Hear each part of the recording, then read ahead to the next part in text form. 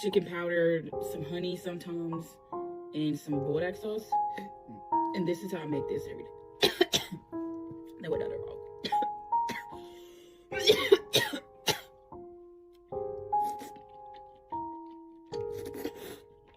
It's made differently every single day. My only advice for the cheese is to get Walmart cheese. They have the best cheese. Look at that.